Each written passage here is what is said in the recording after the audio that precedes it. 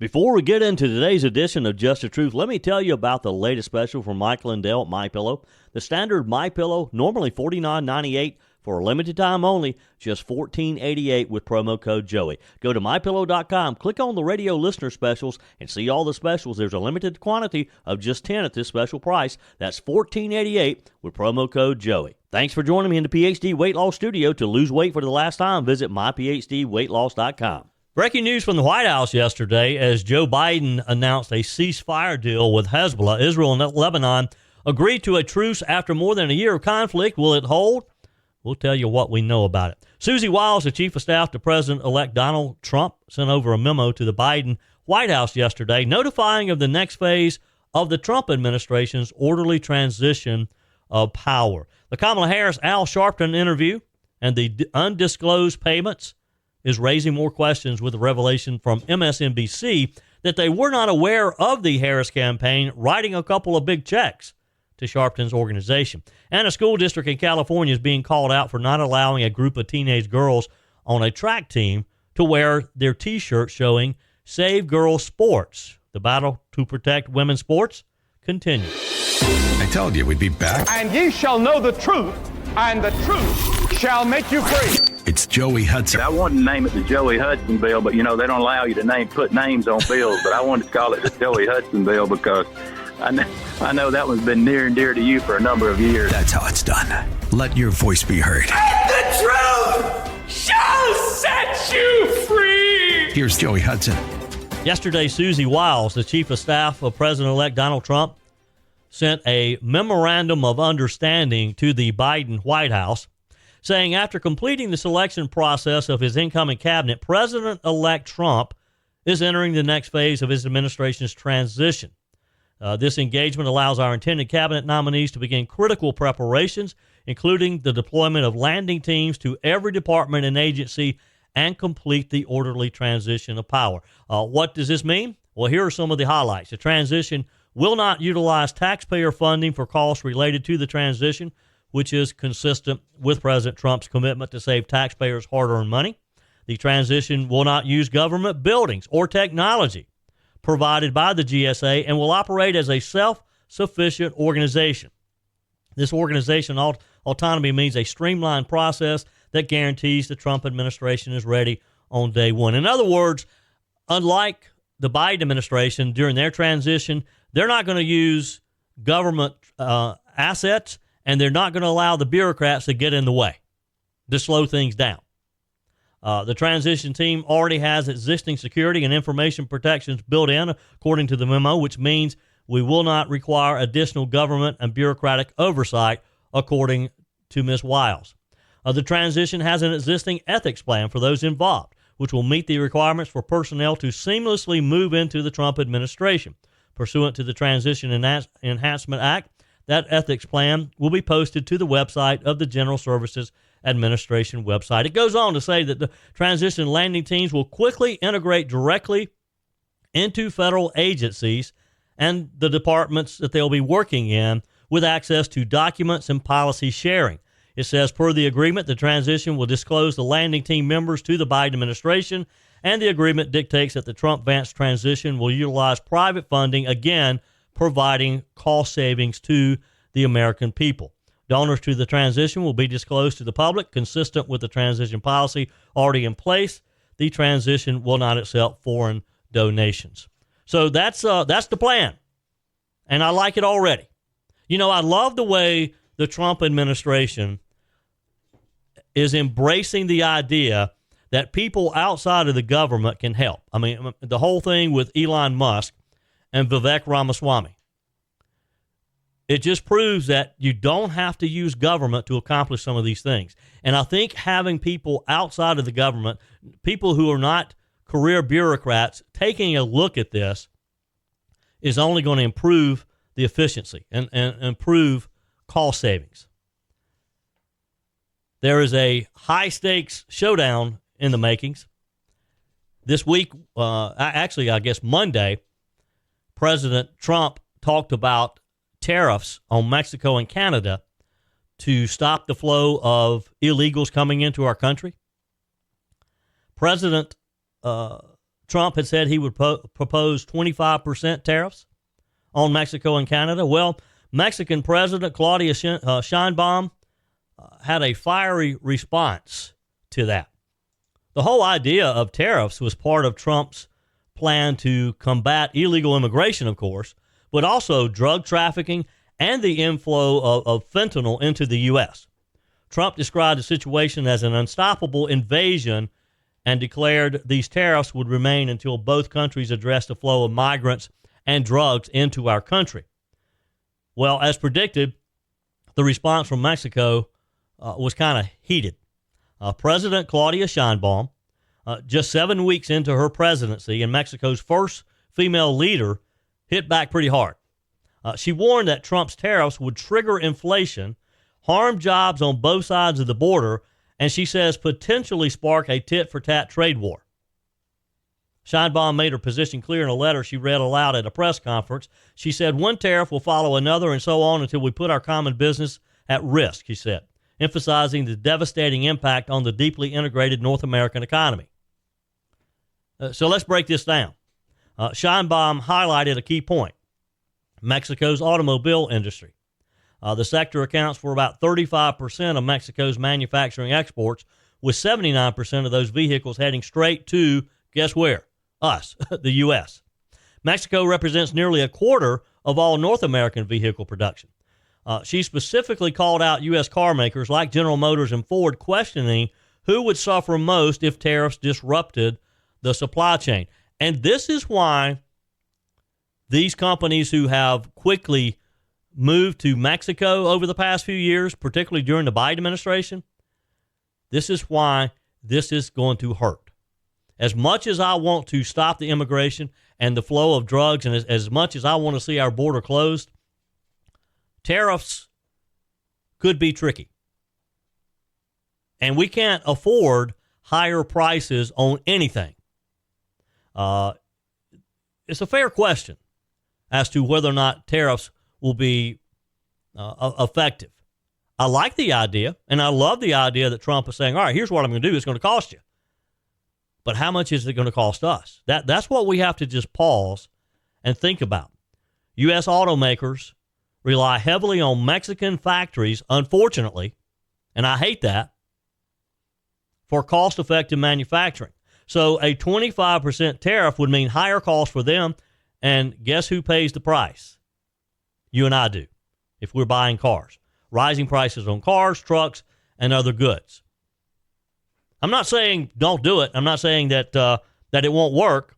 I'm just saying we got to be careful, because we cannot afford more inflation. We cannot afford prices going up on manufactured goods. In a post on Truth Social, President Trump doubled down, saying that the tariffs are necessary until Mexico and Canada, quote, easily solve the issues of illegal immigration and drugs. Now, he's right there. And I think he probably is using this as more of a threat to try to get their cooperation, because I don't know that he really wants to charge the tariffs, because I know that Trump recognizes what it could do to inflation.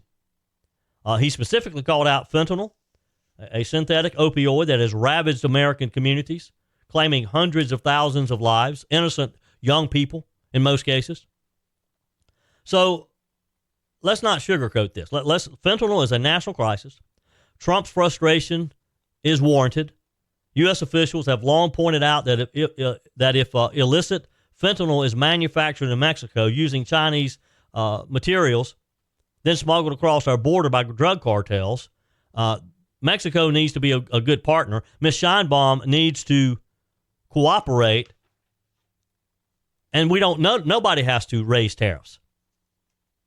She said in her statement, we do not produce weapons. We do not consume synthetic drugs. Unfortunately, we have the people who are being killed by crime that is responding to the demand in your country. So she's trying to kind of blame it on us, which is not going to fly. Sheinbaum has proposed dialogue and cooperation, which is a good sign. Maybe she's willing to talk. She's a new president down there. She wants to do well, I assume. And she has to understand that Donald Trump is a popular president here. So where do we go from here? If this escalates into a full-blown trade war, The consequences, again, could ripple across both borders. Businesses will face uncertainty, consumers will feel the pinch, and the political tensions between our countries to the north and to the south are going to deepen. But it may take that. We may have to have a little more pain before we can solve the problem. President Sheinbaum has made it clear she's willing to retaliate. Will she? I don't know. Trump's strategy is aggressive, which is what we want. It's what we elected him to do. It's one he's used before, using economic pain as leverage to get action. Whether it will work or backfire remains to be seen. I guess the question is, are we willing to take the risk to try it? And I think he is. It is a high-risk gamble. But we have to stop fentanyl. We have to stop illegal immigration. Now we just got to figure out the best way to do it. And the fact is, the U.S. and Mexico and Canada, we all need each other, economically and politically. So we got to figure out how that works. We got to figure out what that looks like. And the real solution lies in cooperation and dialogue between all of us. Whether or not they're willing to do it or not, I don't know. That's yet to be seen. Your comments are welcome on the Furman Ford text line, 864-477-JOEY. That's 864-477-5639. Emails always welcome, joey@joeyhudson.com. PhD Weight Loss wants you to know, yes, you can.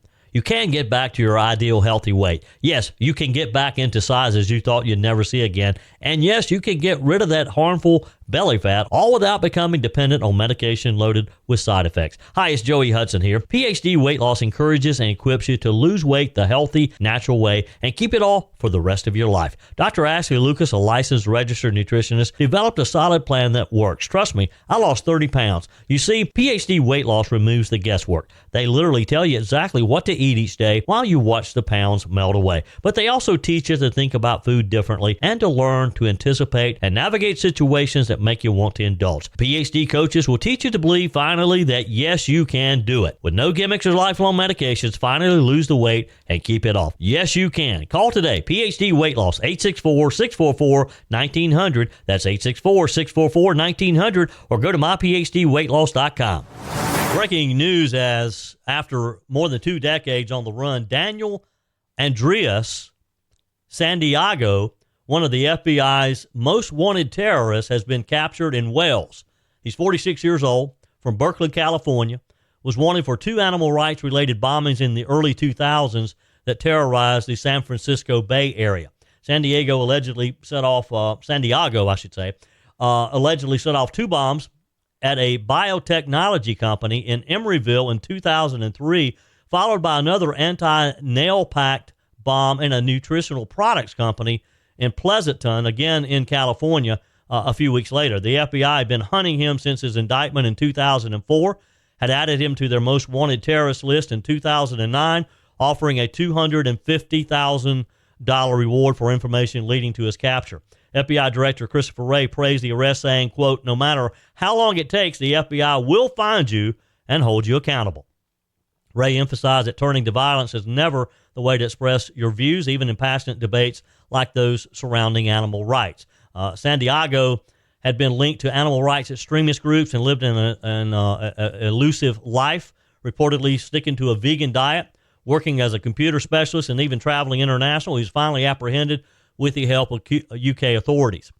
This arrest is a reminder that I guess the FBI does occasionally get it right. The FBI was touting their reach and their resolve in pursuing dangerous fugitives. Santiago faces serious charges, including maliciously damaging property with explosives and possessing a destructive device in relation to a crime of violence. I guess that's one time that the bad guy did not get away, and the FBI did its job. Today we're gonna jump in for a minute on a question of ethics that keeps popping up surrounding Vice President Kamala Harris's campaign. Now, we've talked to you over the last 3 weeks about the what is expected to reach $1.5 billion that the Harris campaign spent on their failed campaign. One of those deals, though, and we've talked about it before, but it's raising questions even within the Democrat Party. The Federal Election Commission's filings revealed that Kamala Harris's campaign paid $500,000 to the Reverend Al Sharpton's nonprofit, the National Action Network. This was paid to them in two installments of $250,000. And it was paid just weeks before a very friendly interview on MSNBC's Politics Nation, which is Al Sharpton's show. So let me paint you a picture here. October 20th, Sharpton hosted Harris on his show. It was a soft, glowing interview, as we expected. It was her 60th birthday. And instead of asking hard-hitting questions about policy accountability or her campaign's recent failures, Sharpton lobbed questions like, what do you want history to say about you? Here's the kicker. Neither Sharpton nor MSNBC disclosed that Harris's campaign had made these massive payments to the Sharpton organization prior to the interview. That's a glaring conflict of interest. If you're going to interview a political candidate after their campaign just sent you $500,000, you'd think viewers probably would want to know that, don't you? Of course, we knew that any interview by MSNBC and by Al Sharpton wasn't going to be a fair interview anyway. It wasn't going to be a real interview. But still, even some people who may have watched MSNBC, some of those hundreds of thousands of people who have not gone back to MSNBC since the election, they probably wanted to know. Now, MSNBC claims they were unaware of the payments. So let's think about that for a minute. The network that bills itself as a trusted source of news was clueless that one of their own hosts had accepted a massive sum of money from a political campaign. And yes, to me, $500,000 is a massive sum of money. Either way, they're not telling us the full story, are they? Or they have a serious oversight problem. Neither one of those is a good look on MSNBC or any news network. And let's not forget, it's not just about Sharpton. The Harris campaign also gave $350,000 to New Vision Media, which is a company run by progressive journalist Roland Martin, ahead of another cozy little interview. And then there was the Oprah Winfrey's Harpo Productions $2.5 million check from the campaign. It's not hard to not see the pattern here, right? Harris's campaign was essentially buying favorable media, was giving it to her friends, these cozy little deals, or at least that's how it looks. I think we know that was the case, right? And the media outlets and the personalities involved, they didn't bother to disclose any of these financial ties to their audiences. So this is a slap in the face to journalistic ethics. But we know that MSNBC doesn't care about that. We know that Al Sharpton particularly doesn't care anything about ethics. Think about all the times that the Reverend whatever Sharpton has had ethics questions. It rolls off his back. He keeps on moving.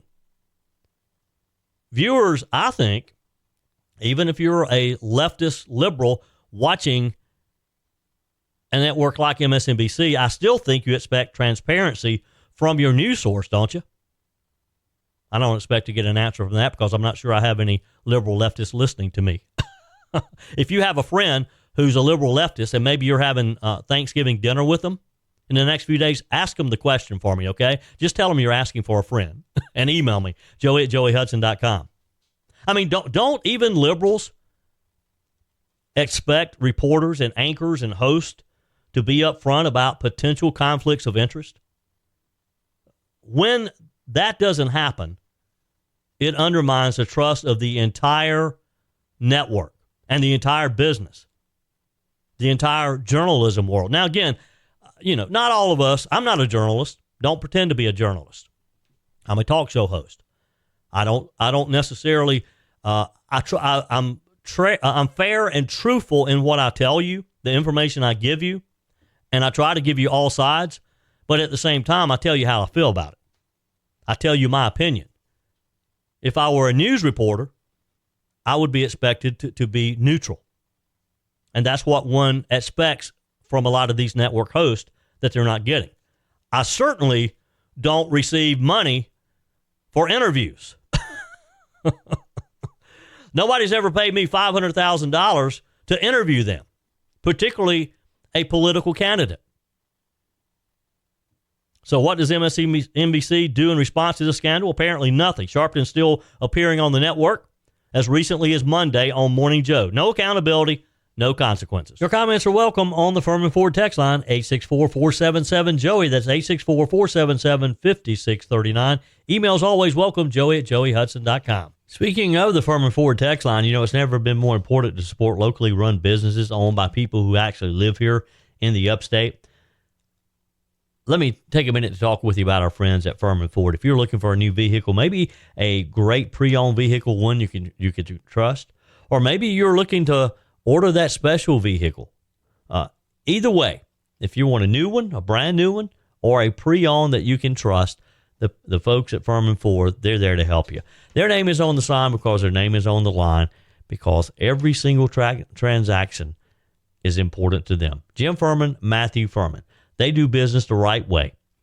When you stop by, when you give them a call, or maybe when you just send them a quick email, you're always going to have access to a member of the Furman Ford family. And by the way, they also offer great service, and you're not going to have to wait weeks and weeks to get it done. And you do not have had to purchase your vehicle at Furman Ford. Doesn't even have to be a Ford. They service all makes and models. Visit my friends at Furman Ford online at furmanford.com, furmanford.com. All right, one more thing before I get off of Kamala Harris's campaign. And I know you're probably getting tired of hearing it, but it just as this stuff unfolds, it just never ceases to amaze me. So Jen O'Malley Dillon was the chairman of Kamala Harris's failed campaign. She's firing back at criticism from people probably like me over Harris's media strategy during the abysmal election, calling it completely BS. This was on an interview on Pod Save America, a very popular, more liberal-leaning podcast. Here's what she's upset about. She defended Harris's approach, claiming that the narrative that the campaign avoided interviews early on was false. Now, remember, I just got through talking to you about how they paid Al Sharpton $500,000 or made a donation. Let me clarify that. They made a donation of $500,000 to Al Sharpton's nonprofit. And then a couple weeks later, he interviewed her on his MSNBC show. Okay? Let me clarify that. You do with that what you think. So, Ms. Dillon is defending Harris's approach. Remember how, there was literally a countdown on the Fox News website of how many days there had been in the Harris campaign without a press conference. And we know she did very few interviews as well. I mean, she went almost, I think it was 35 to 40 days before she even had an interview. And her first interview, she took goofy Tim Walz along with her. So her campaign now is saying, well, that wasn't fair. You're unfairly being critical. She argued that Harris was doing plenty of outreach, but in a way that fit the campaign's strategy. Well, I know what the campaign strategy was. Don't do hard campaign interviews. Don't go to Fox News and some of the reporters and journalists who are going to ask you real questions. That was their strategy. She argued that the outreach was in a way that fit their campaign strategy on becoming the nominee and rolling out Minnesota Governor Tim Walz as her running mate. Again, Harris did not sit for her first major interview until August 29th. Oh, here it is, 39 days after Joe Biden endorsed her as his replacement on the ticket. 39 days before she had an interview. But yet, her campaign chairman is arguing that that was unfair, that the narrative that she didn't want to have interviews was unfair. Dillon and other campaign insiders, including David Plouffe, Stephanie Cutter, admitted that the media narrative created another hurdle for the campaign to overcome. Cutter went so far as to label some of the interview questions Harris faced as dumb and processy, arguing that they didn't resonate with voters. Now, listen to this next part of this, though. The campaign, of course, faced scrutiny over a potential interview with Joe Rogan, which would have been a real interview, which fell through after Harris's team reportedly pushed to avoid discussing marijuana legalization. She wanted to tell Joe Rogan what kind of questions he could ask. That was an issue with Rogan because he frequently highlights that. In hindsight, Harris's media strategy became a focal point of criticism after her decisive loss. Even some in her own party have been critical because of appearances on like The View, where Harris said that she wouldn't have done anything differently from President Biden during his term. As Democrats continue to assess what went wrong, the handling of Harris's media presence remains one of the most glaring issues.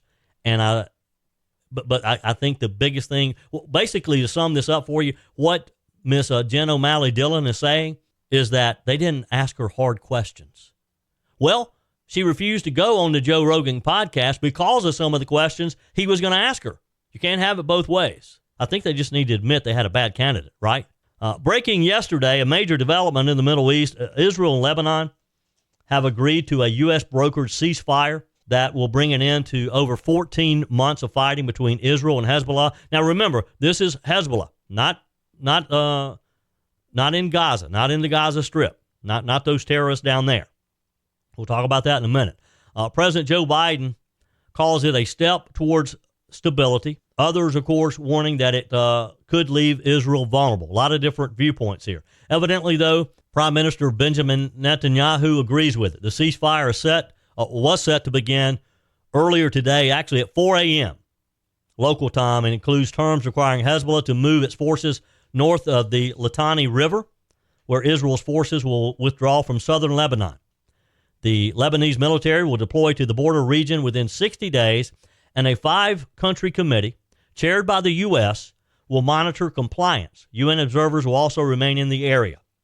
The Prime Minister Netanyahu supported the deal, citing 3 key reasons: focusing on the Iranian threat, refreshing Israeli forces, and isolating Hamas by neutralizing Hezbollah to north. This will allow them to, if it works, will allow them to put their resources in the south to really focus on Hamas. Netanyahu's made it clear that any violation of this truce by Hezbollah will be met with a strong military response. Hezbollah has fired thousands of rockets into Israel over the past year, displacing more than 68,000 Israelis along the northern border, while they're having to fight back in the southern border as well. Now keep in mind, geographically, Israel is not that big of a country. You can drive from one end of Israel to the other in a matter of hours. So, to be fighting in the south against Hamas the way they are, and then to have to add that resistance in the north, it's really stressing that small country out. So while the ceasefire aims to curb these northern attacks, many question whether Hezbollah, which is backed by the Iranians, they're terrorists, whether they'll truly honor the deal, or if it's simply just regrouping for future conflict, sort of take a break, rest up. Senate Majority Leader Chuck Schumer praised the agreement, calling it a win for both diplomacy and security. Of course he would. Schumer said it isolates Hamas and allows displaced Israelis to return home. Meanwhile, critics of the deal, again, warning that it could embolden Hezbollah and leave Israel exposed to future threats. This ceasefire is a part of a broader strategy to hopefully stabilize the region after more than a year of fighting that originally started in the south on October the 7th by Hamas. The shadow of Iran looms very large in that whole region. And the question remains, can Israel trust Hezbollah to hold up its end of the bargain? We'll see. We'll continue to watch this. Shifting gears a bit, and it seems like every day we have a new story. A heated debate is unfolding in California. A young athlete, a controversial decision, and a lawsuit that could impact the future of girls' sports. Yeah, we're talking about women's sports again. Here's the story. 16-year-old cross-country runner Riley Morrow and her teammates are taking a stand against their school district. Why? to protect the integrity and safety of girls' sports, they say. This is becoming an everyday thing. Last week we were talking about volleyball. Actually, this week we've talked about volleyball because that court case we're right in the middle of it. This all started when Ms. Morrow and her teammates wore T-shirts to practice that said, "Save Girls Sports." It's just that simple. Save Girls Sports. Seems simple enough, right? According to the Riverside Unified School District, the shirts were deemed hostile and unacceptable. Now, do you think if some of those girls had shown up for practice with T-shirts that had maybe some rainbows and some things on it, that those would have been considered hostile and unacceptable? The team was told to cover them up or to take them off. Officials claiming the message created a hostile environment. So think about this. These girls weren't promoting hate. There wasn't profanity involved. It wasn't divisive. I mean, this was a girls' track team, and on their T-shirts it said, "Save Girls Sports." They were advocating for fairness in sports, an issue that has become a big issue in recent years, a concept that Title IX was supposed to guarantee for female athletes, yet their message was silenced. And that's not all. The controversy gets a little deeper. One of Morrow's teammates, an athlete named Taylor, was reportedly replaced on the varsity team by a biological male. According to their attorney, Julianne Flesher, the male athlete did not meet the eligibility requirements for varsity, but was placed on the team anyway, solely because of his faster times. Well, yeah, he's probably going to be faster than the girls. Now, we're not talking about opinions or beliefs. We're talking about biology. Male athletes, on average, have genetic and physical advantages. We've talked about this until I'm blue in the face. So, yes, he was faster. And to point this out, that it's just science, that's not being mean. It's not being a bigot. It's not being a racist. It's just a fact. Taylor, who exceeded the varsity eligibility, this young lady, was sidelined by this biological male. And again, it's not a question of fairness. It's a question of whether girls' sports are still at a level playing field. So what we have here, we have a lawsuit. One of the 16-year-old girls, the Riley Morrow, had this to say to the school board. I have been around the females and just my team in general who have felt almost silenced to speak out about it because the whole LGBTQ is shoved down our throats. And going into a locker room and seeing males in there, I don't find that safe. It's not okay. I'm a 16-year-old girl. There's girls around me where we do not feel safe having boys in our environment. But yet she's being singled out. So we have a lawsuit about free speech and Title IX. And I hope these young ladies win it. They deserve to. Whether you're replacing a broken appliance or maybe you're just upgrading, you're totally remodeling the kitchen, when it's time to get those new appliances, when you're ready for them, you don't want to have to wait weeks or even months to get started using them, right? Well, that's not the case when you shop with my friends at Discounted Appliance Warehouse. With over 11,000 square feet and 1,500 appliances at any given time, you can buy today and use today quite often. I'm talking about shopping with my friends at Discounted Appliance Warehouse in Pickens. It's worth the short drive over to Pickens. Jeff, Johnny, Kyle, the whole team over there, they'll take good care of you. They have an award-winning service department, expert installation, extended warranties, and at Discounted Appliance Warehouse, they treat you like family. You're more than just a credit card swipe to all the team over there. Discounted Appliance Warehouse, they're proud to offer Speed Queen, the only washer and dryers with manufacturer's warranties that cover parts and labor. You owe it to yourself, if you're looking for a new appliance, to head over to Pickens to Discounted Appliance Warehouse online at dawpickens.com, dawpickens.com.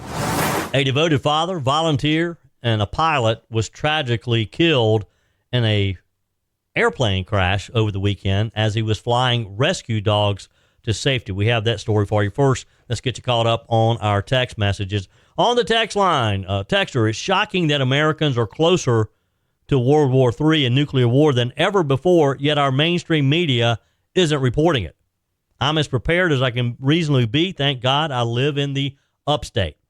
Texter, hey, Joey, I'll take a 2XL autograph by you and Mike. This in response yesterday. I'm headed to New York later today.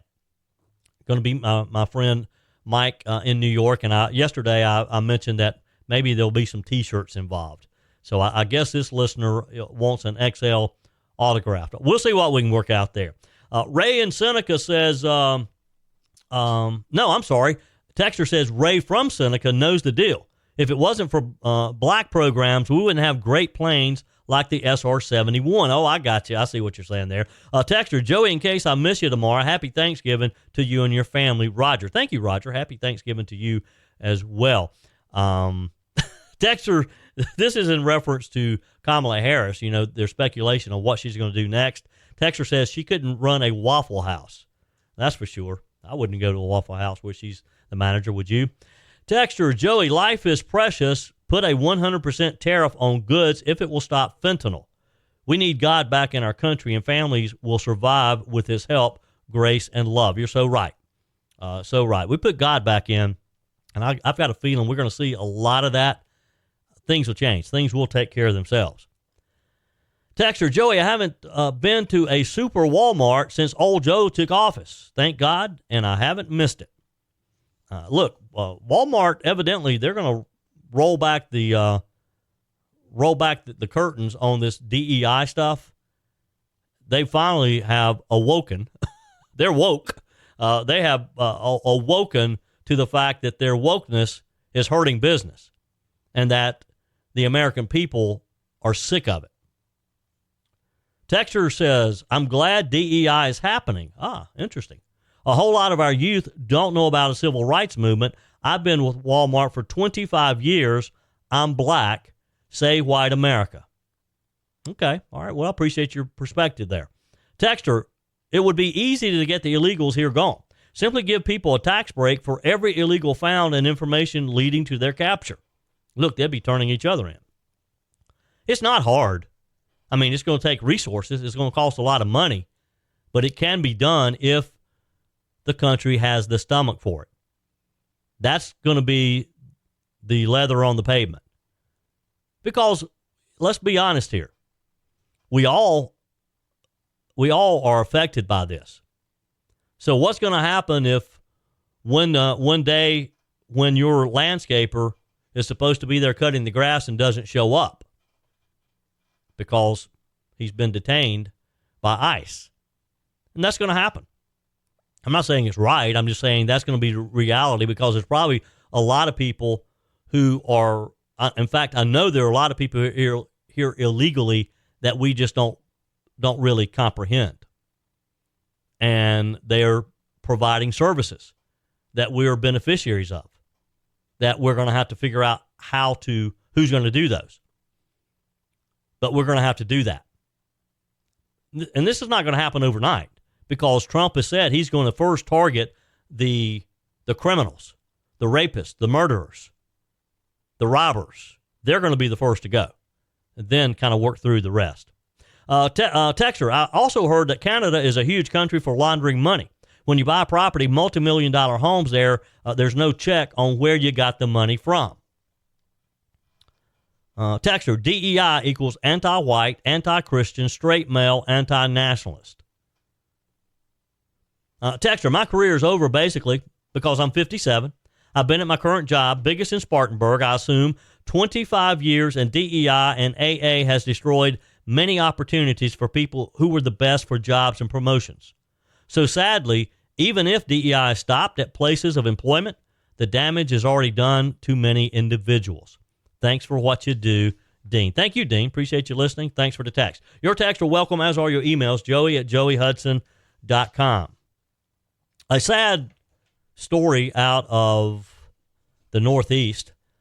You know how much I love our furry friends. Jesse and Simon are part of our family. And I love it when I see these stories, and I see a lot of them, of people who are pilots and they have airplanes. And look, I've been there before. I had my pilot's license for many years, and you just want to fly. Unless you do it for business, you're looking for reasons to fly. And there's a lot of nonprofit organizations out there that you can help with. And one of those are organizations who literally fly dogs from state to state because there's this network of fostering, And when a dog is about to be put down in one city because they don't have the capacity, these pilots fly them to another area where they can find them a home. Suk Kim was that pilot. He was a lifeline for hundreds of animals. He's 49 years old. He was from Springfield, Virginia, and he had spent years volunteering his time and his airplane to transport rescue animals from overcrowded shelters to areas where they stood a better chance of finding a forever home. It's a mission that's born of compassion and commitment, and one that cost him his life, sadly, over the weekend. Suk was flying 3 dogs from Maryland to Albany, New York on Sunday as part of his work with this nonprofit dedicated to saving animals. The weather was poor, visibility was low, and there was some severe turbulence. Suk requested a change in altitude to avoid the rough conditions. Tragically, his small plane crashed in the Catskills, just 35 miles from his destination.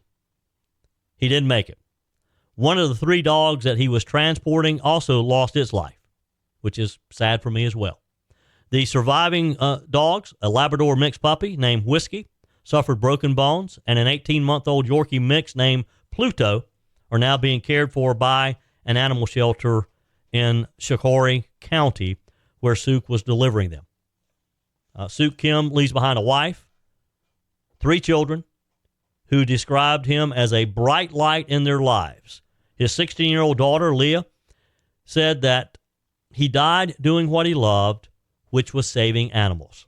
What a tribute from a 16-year-old for her dad. And that's the heart of the story. Mr. Suk's life was one of selflessness, of service. He was originally from South Korea. He came to the United States with nothing but a dream. And we talk about immigration a lot. This man did it the right way.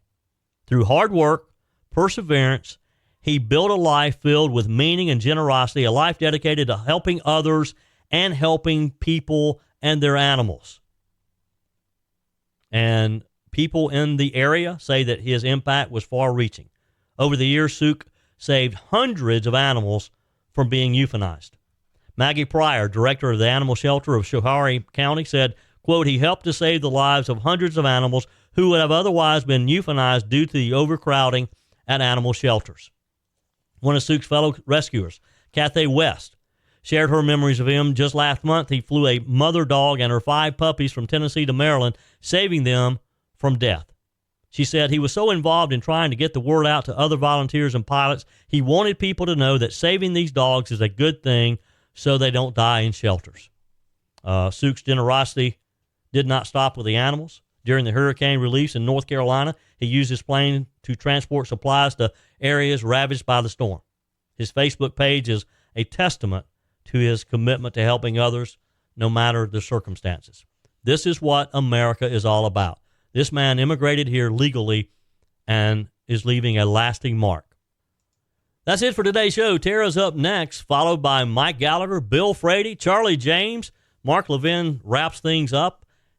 We're back tomorrow morning at 5 a.m. for your first cup of coffee in Sunrise, Carolina, for our Thanksgiving edition of Sunrise, Carolina. Until then, remember, folks, God's got this. He's still in control. That's it for today's edition of Just the Truth. Thanks for joining me in the PhD Weight Loss Studios. To lose weight for the last time, visit myphdweightloss.com. If you haven't joined my mailing list yet, visit my website, joeyhudson.com. Click on the Connect with Joey button so that you can receive our emails and the most up-to-date news. Also, join me on my YouTube channel. Be sure and like, comment, and subscribe. Just search for Joey Hudson. As always, thanks for spending a few minutes of your day with me. Do me a favor and forward this episode to a few friends. Just click on the share button and send to your contacts. We need to build an army of conservatives to win our country back, and we can do that by continuing to share the truth with our friends and family. Keep those comments coming via the Furman Ford text line, 864-477-JOEY. Email to joey@joeyhudson.com, and I love your messages on the MyPillow message line. Again, that's 864-477-JOEY, 864-477-5639. Be sure and take advantage of the MyPillow special, just $14.88 on the standard MyPillows when you use promo code Joey. Order online at mypillow.com or call 800-893-4053. We're back again tomorrow and hope you'll plan to join us. Until then, remember, God's got this. He's still in control.